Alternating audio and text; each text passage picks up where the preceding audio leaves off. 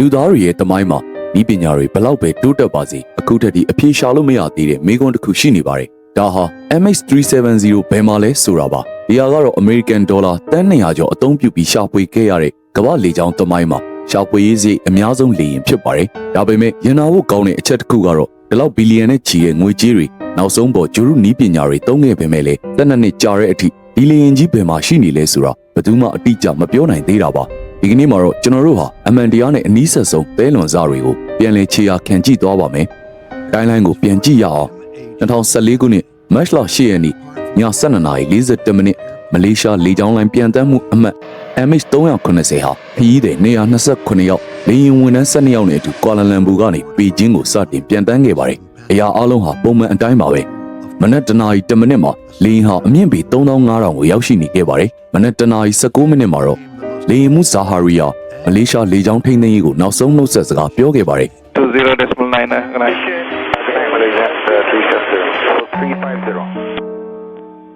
Malaysian 370 Malaysian 370 contact Ho Chi Minh 120.9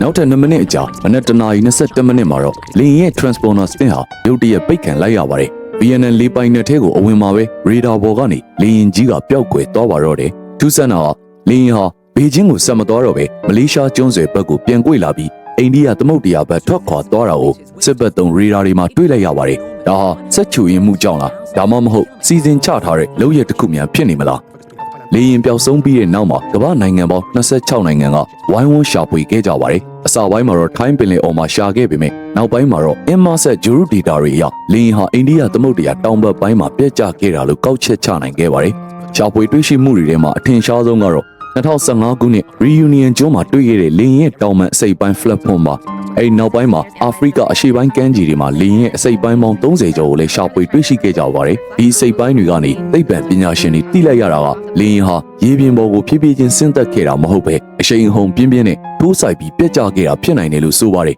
။ဒါပေမဲ့လေယာဉ်ရဲ့အဓိကကိုယ်ရယ်နဲ့ black box ကိုတော့ဘလို့မှရှာမတွေ့ခဲ့ကြပါဘူး။စုံစမ်းစစ်ဆေးသူတွေဟာလေယာဉ်မှုကြီးဇာဟာရီရဲ့အင်္ဂါ flight simulator နဲ့စစ်ဆေးတဲ့အခါမှာတုံလို့စရာတစ်ခုကိုတွေးရှိခဲ့ကြပါတယ်။သူဟာလေယာဉ်ပျောက်ဆုံးမသွားခင်သတင်းပတ်အနည်းငယ်လောက်ကမှ stimulator ထဲမှာအိန္ဒိယသမုဒ္ဒရာတောင်ဘက်ပိုင်းကိုပြန်တန်းတဲ့လမ်းကြောင်းတစ်ခုကိုလေ့ကျင့်ထားခဲ့တာပါ။ဒါဟာတိုက်ဆိုင်မှုလားဒါမှမဟုတ်သူကိုယ်တိုင်ကြိုတင်ကြံစည်ထားတဲ့လမ်းကြောင်းလားဒီချက်ဟာ FBI နဲ့မလေးရှားအစိုးရကြားမှာအကြီးအကျယ်အငင်းပွားစရာဖြစ်ခဲ့ပါတယ်။တချို့ကဒါဟာခိုင်လုံတဲ့သက်သေလို့ဆိုကြပေမဲ့တချို့ကတော့ဒါဟာဂိမ်းစော်ရင်ပေါ်လာတဲ့ data သက်သက်တစ်ခုပဲလို့ယူဆထားကြပါတယ်။ဒီ data တွေဟာလေယာဉ်ပျောက်ဆုံးသွားတဲ့နေရာနဲ့ထူးထူးခြားခြားနီးစပ်နေတာကတော့ညင်းလို့မရတဲ့အချက်တစ်ခုပဲဖြစ်ပါတယ်။ MH370 ဟာကမ္ဘာလေကြောင်းသမိုင်းကိုပြောင်းလဲစေခဲ့ပါတယ်။အခုဆိုရင်လေယာဉ်တွေကိုမိနစ်တိုင်းခြေရာခံနိုင်တဲ့စနစ်တွေပေါ်လာပြီပဲဖြစ်ပါတယ်။ဒါပေမဲ့ပျောက်ဆုံးသွားခဲ့တဲ့လူပေါင်း239ယောက်ရဲ့မိသားစုဝင်တွေအတွက်ကတော့အဖြေမရှိတဲ့ပု္ပ္ပစာကြီးတစ်ခုလိုပါပဲ။ယနေ့တိုင်းနာကျင်ပွဲရာဖြစ်နေတော့မှာပဲ။ဒေါ်လာတန်း200ကျော်ကုန်ကျခဲ့တဲ့ရှာဖွေရေးဟာ